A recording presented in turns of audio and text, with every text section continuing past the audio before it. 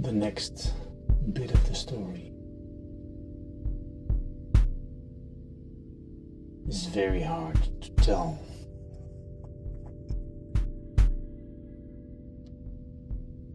Not because it's very emotional,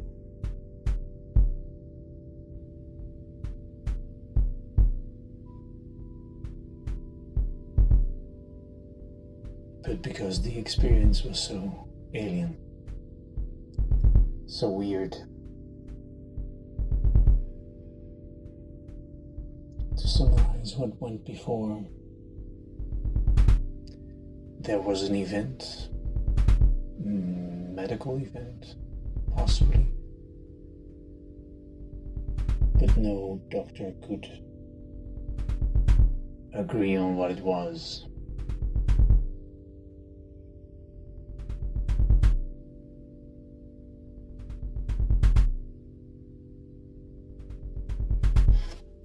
Anyway, it left me in my own house after a month, being able to speak again, being able to walk, not with much balance, but still.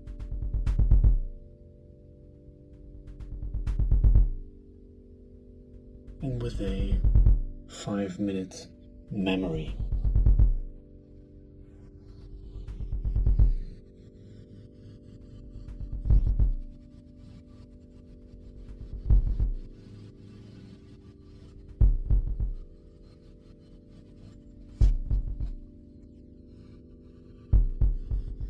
The first 2 months I just cannot describe. But I can describe what happened after those. I woke up one day, and for the first time I noticed the difference between the bed linen and my legs.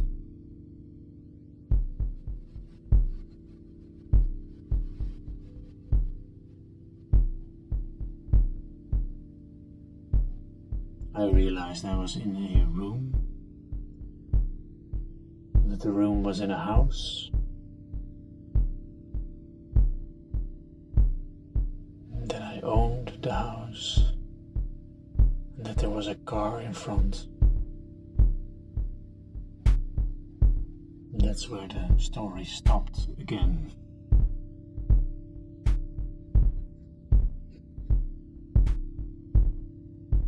I could remember my name after a couple of goes.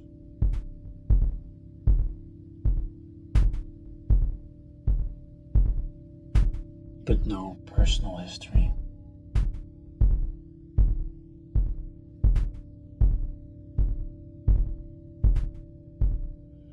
Bits and pieces would come back during the day. It would make me incredibly sad.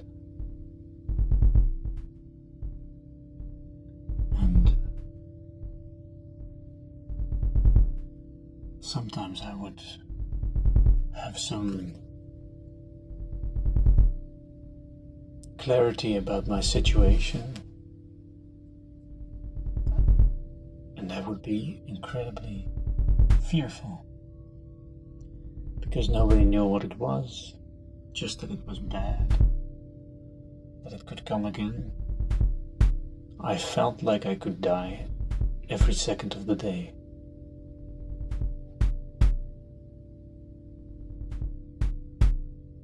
And most of the time that was perfectly okay.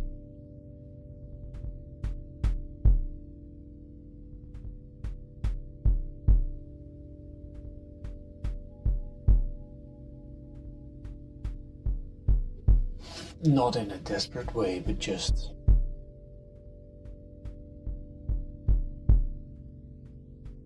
didn't bother me.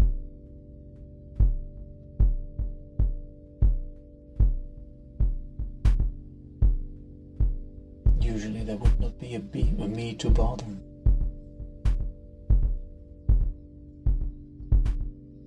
In this first year, I found that if I I shut down everything, my whole brain, for 20 minutes. Just 20 minutes of not being there.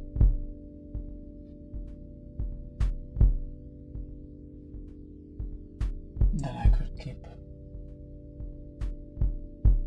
creating the world for 40 minutes and could function somewhat.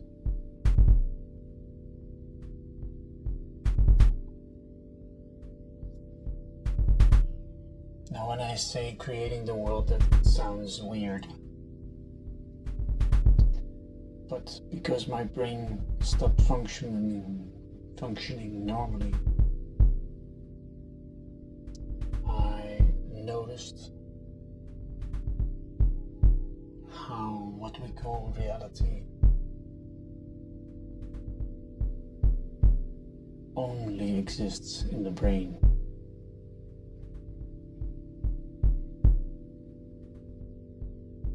Now I know it doesn't feel that way. It didn't feel that way to me in the first part of my life.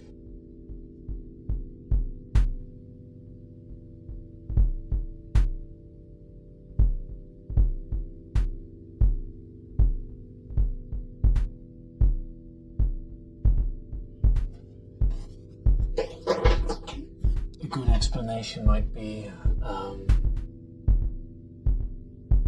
if you hear the thunder and see the lightning, you usually see the lightning first, then there's a gap,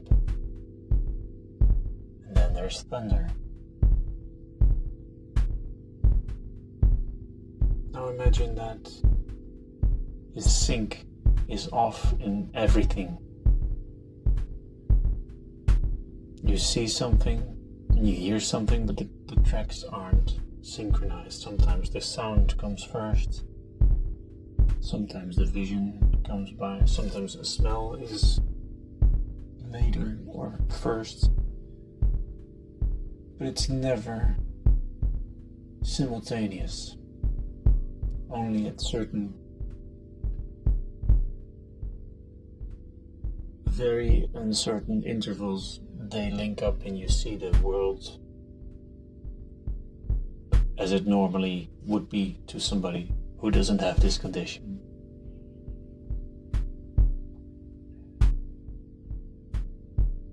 And this new situation is something that the brain learns to compensate for better and better.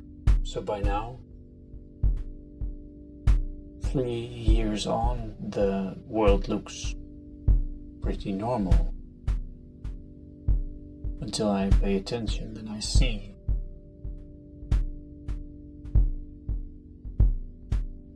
how it's still the same thing I saw then, just normalized by the brain, and I now realize that what we feel is normal is just the brain checking its own predictions against the input. And if that's within certain values, it's normal, it's boring, doesn't need attention.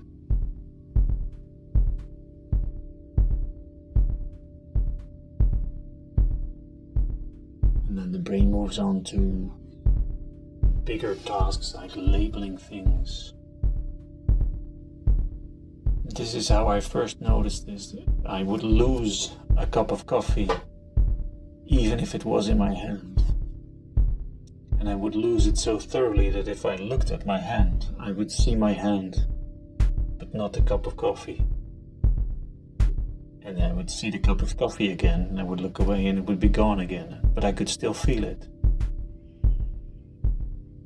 And then if I stared really hard, it would reappear. And it wouldn't reappear out of nothing. It would still block part of my hands, but I just wouldn't notice that. I wouldn't notice it as a pattern and make a coffee cup out of it. And somehow your hands are easier. They hardly ever disappear.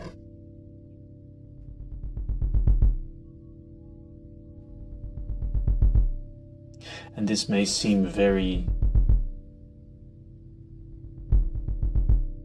impossible to you,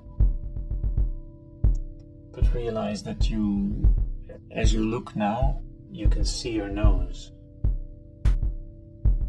Close one eye and try to see your nose, and you can see that it can occupy quite a lot of your vision. Close the other eye, same for each eye. Yet if you open both eyes, your nose disappears. Until you do something funny and squint. Go cross-eyed, not squint, sorry.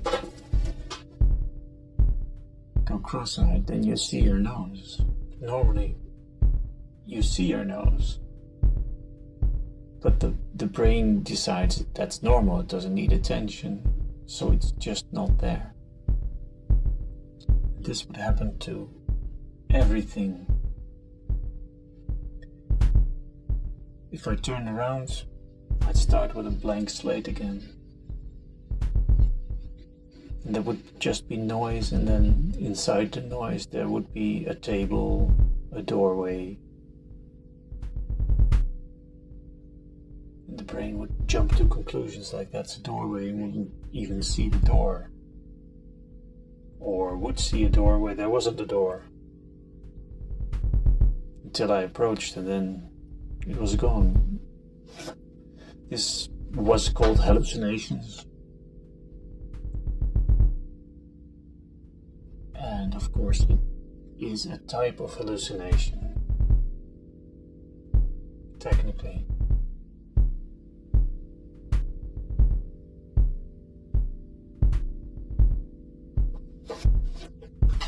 But it's a very rare condition, and nobody really has the words to describe it.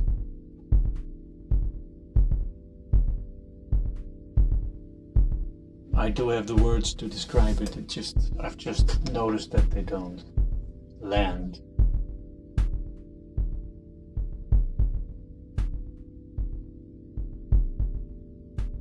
And I know people cannot imagine this. For me, it's a memory, and it's my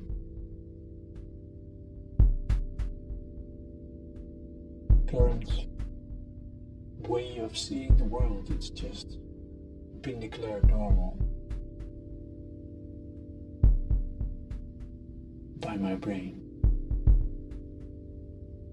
It's become easier to keep objects in memory so I can navigate, but if I look for something, if I've lost my keys, looking for them doesn't work. I have to touch every surface to find them, and then once I touch them, I can see them, even if they're right in front of me.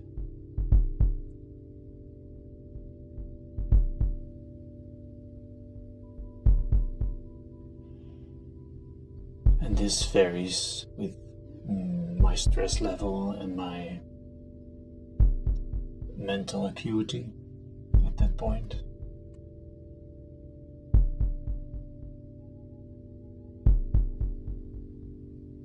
But the effect that it has on me is that it's very, very clear to me that we create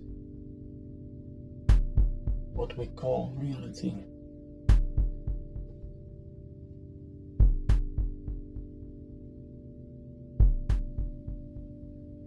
And because self came back after 3 months and started developing, there was first this idea of the body not being the situation. And then after a while there was like this protective layer around the body, like a bubble that was my space, as opposed to space, I guess. And after that there was, this is way later, believing that viewpoint experience of the body always has a viewpoint, always correlates with memory to name things.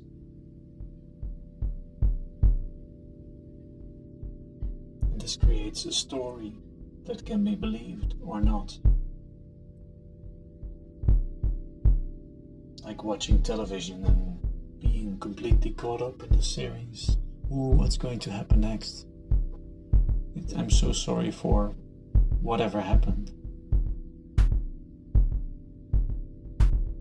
Even though you know you're not the hero of that story, you can still act as if you are. And we don't realize that this is exactly what we're doing with our normal life. Normally, that we feel that we are the hero of that story, that it's not a story.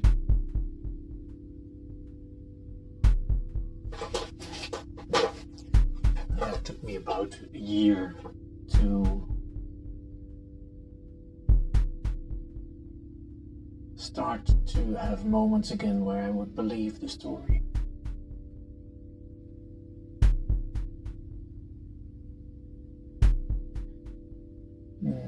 Keep believing it for half a day.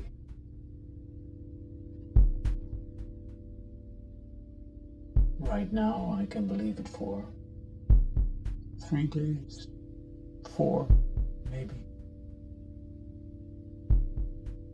And then at some point it all becomes a fun story, but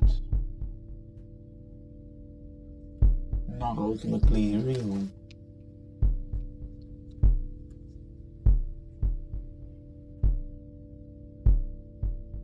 So I meditated for 20 minutes each hour for 1.5 years until I could kind of believe the story again, and then I realized what that was. That it was actually a labor-saving device.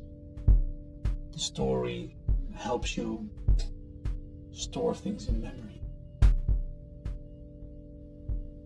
It helps you retrieve it.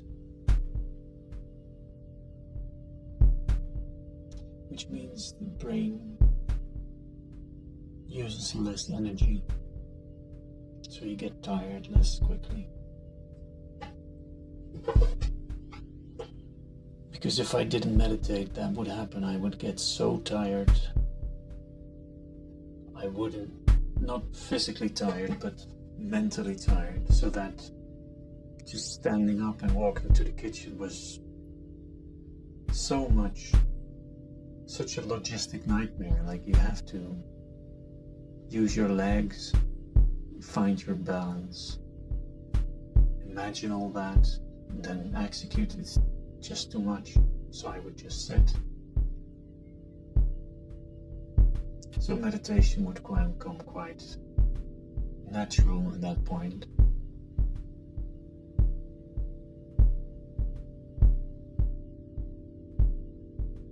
And having so much meditation in my life, I thought I might find a surrounding for it, so I looked for Buddhist temples in my environment, and there was one within walking distance of my home in Holland, which is quite a coincidence. There's about 3 or 4 temples in the whole of the Netherlands.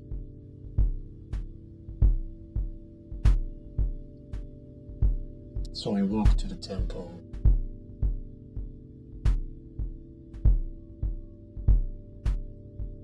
And at that point I couldn't, because I had this crazy experience of reality if I saw other people taking it seriously, this would be very, very funny. And if I saw myself taking it seriously, this would be very, very funny to me. So I laughed a lot. And I'll tell you the story about how I ended up in the Zen temple the next time. For now, I thank you for joining in.